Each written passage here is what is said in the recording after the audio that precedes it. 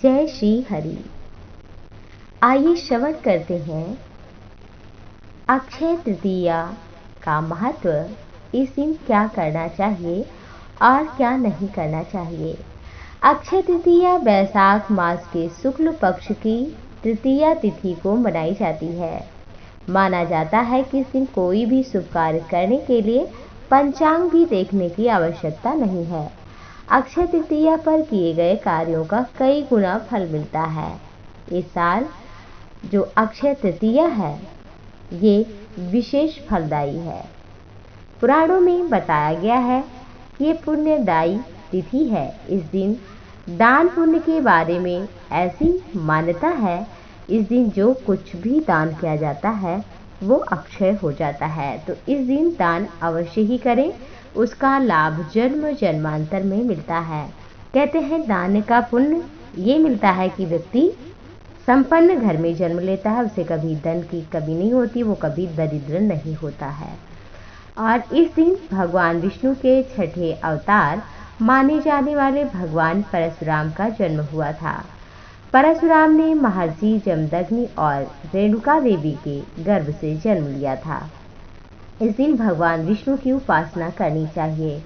इस दिन ही माँ गंगा स्वर्ग से धरती पर अवतरित हुई थी।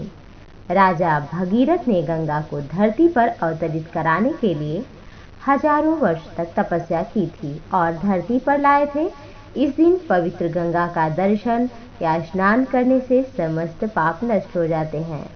आप गंगा नहीं जा सकते तो घर में गंगा जल रखा, उसी को जल में डालकर स्नान करें, वही पुण्य आपको प्राप्त होगा। अक्षय तृतीया के अवसर पर ही महर्षि वेदव्यास जी ने महाभारत ग्रंथ लिखना प्रारंभ किया था। महाभारत को पांचवा वेद भी कहा जाता है। इसी में श्रीमद् भगवद गीता भी समाहित है। अक्षय तृतीया के दिन श्रीमद् भगवद गीता के 18वें अध्याय का पाठ अवश्य करना चाहिए। बंगाल में इस दिन भगवान गणपति और माता लक्ष्मी की पूजा भी की जाती है। वहाँ इस दिन को हलखता भी कहते हैं। भगवान शंकर ने इसी दिन कुबेर माता लक्ष्मी की पूजा अर्चना करने की सलाह दी थी, जिसके बाद से अक्षय तृतीया के दिन माँ लक्ष्मी की पूजा की जाती है और ये परंपरा आज भी चली आ रही है। अक्षय तृतीया के दिन पांडव युधिष्ठिर को अक्षय पात्र की प्राप्ति हुई थी।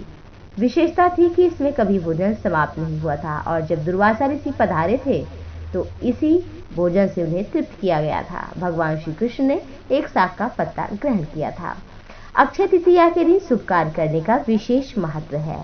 अक्षय तृतीया के दिन कम से कम एक गरीब को अपने घर में बुलाकर सत्कार पूर्वक भोजन कराना चाहिए। गृहस्थ लोगों के लिए ऐसा जरूरी बताया गया है। मान्यता है ऐसा करने से उनके घर में धन धान्य में अक्षय बढ़ोतरी होती है। अक्षय तृतीया के पावन अवसर पर हमें धार्मिक कार्यों के लिए अपनी कमाई का कुछ हिस्सा दान करना चाहिए। ऐसा करने से हमारे यहाँ जो मुनाफा है वो कई गुना बढ़ जाता है। ऐसा अवश्य करना चाहिए। इस दिन क्या नहीं करना चाहिए। इस दिन संयम नियम का पालन करना चाहिए। निंदा, झूठ, चोरी, कपट, बेईमानी हर दिन इससे बचना चाहिए। लेकिन अक्षय तिथि यानी अक्षय तृतीया के दिन अवश्य ही इन कार्यों को नहीं करना चाहिए। इसलिए क्योंकि हम पुण्य का फल भी अक्षय जो कभी खत्म नहीं होता अक्षय फल प्राप्त करते हैं और पाप कर्म का फल भी अक्षय हो जाता है जो कभी मिटता नहीं है। इसलिए अक्षय तृतीया के दिन आप सभी प्रकार के सात्विकता का पालन करें। धर्म का, नियम का, संयम का, व्रत का, उपवास का, सात्विकता का इस दिन करने से अगर आप संयम नियम करेंगे तो आपको जल्द ही पुण्य की प्राप्ति होगी और आपके पाप नष्ट होंगे।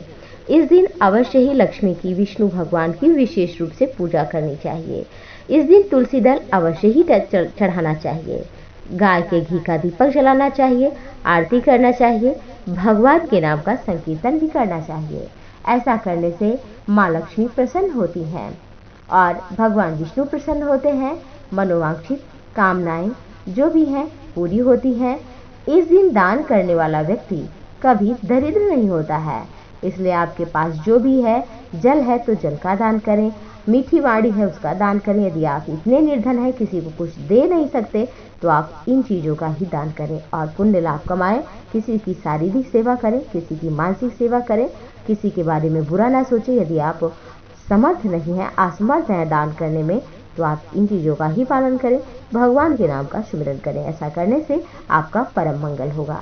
तो अक्षय तृतीया आप सभी के लिए शुभ हो, आपका जन्म जन्मांतर सफल हो, मानव जीवन सफल हो। इसी शुभ प्रार्थना के साथ आप सभी को सादर नमस्कार।